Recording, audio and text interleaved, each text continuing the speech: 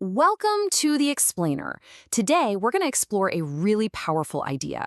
What if ancient myths could unlock the secrets of history and maybe even give us some urgent warnings about our own world?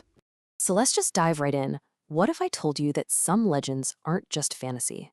We're going to use Amitav Ghosh's incredible novel, Gun Island, to unpack this fascinating idea that myths can actually be coded historical records, just waiting for someone to come along and decipher them. All right, so here's our game plan.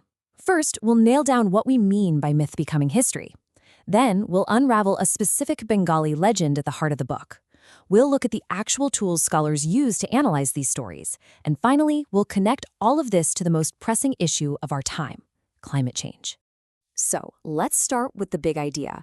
What does it really mean when we talk about turning myth into history? It's a concept called the historification of myth. And you can think of it like being a historical detective. The language of the past, it can seem pretty wild and fantastical to us today. But hidden inside these epic stories are clues, real clues about real people, real places, and real events. The job is to find them. Okay, so let's put this idea to the test. Let's look at our central case study, the legend that's at the very core of Gun Island.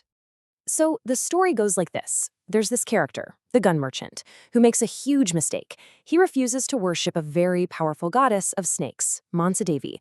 And, well, in her fury, she unleashes her full, inescapable wrath upon him. And we're not talking about a small problem here. He is forced on this absolutely epic journey, a desperate flight from one island to another, just trying to get away from her. But it's no use. Everywhere he goes, disaster follows. Now, this is where it gets really cool. The characters in the novel start to decode the legend's path. You see these weird, fanciful names? Well, it turns out they're not just made up. Tal Misri actually connects to an Arabic word for Egypt. Romali Desh points to Romania. And that strange island within an island? That's the historic ghetto of Venice. The myth was a map all along. And that discovery, well, it unlocks everything. Because it shows the myth isn't some timeless fairy tale. No, it's rooted in a very specific historical moment, the 17th century. And what was happening then? It was a time of profound disruption. We're talking plagues, fires, and the very beginning of the industrial age, when humans first started to unleash carbon into the atmosphere on a massive scale. So you might be thinking, okay, but how do you do this systematically? How do you separate the real history from the fantasy? Well, it's not just guesswork. Academics have a whole toolkit for this, different conceptual lenses they use to analyze these stories.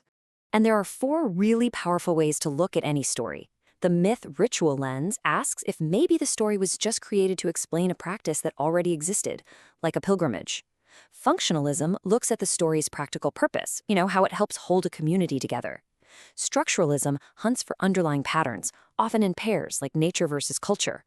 And finally, psychoanalysis treats the myth like a collective dream, something that reveals a whole society's hidden fears and desires. Okay, let's zoom in on one of those tools, structuralism, because it helps us crack open a really common and often problematic idea that Ghosh tackles head-on in his novel, the supposed division between the East and the West. You've probably seen this before, right? This idea that for centuries, Western culture has been framed as rational and scientific, while Eastern culture gets labeled as its opposite, intuitive, magical, maybe even inferior. It's a classic colonial binary. But Amitav Ghosh just blows this whole stereotype apart. His characters completely refuse to fit into these neat little boxes. The American-educated expert is often the one who's totally lost, while the local storyteller is this highly respected public figure. The novel makes it clear that true understanding only happens when intuition and rationality, represented by the historian Chinta and the scientist Piali, finally work together. So what's the big takeaway here? It's not about East versus West. It's about East and West. Ghosh is arguing that these are 2 essential halves of a whole.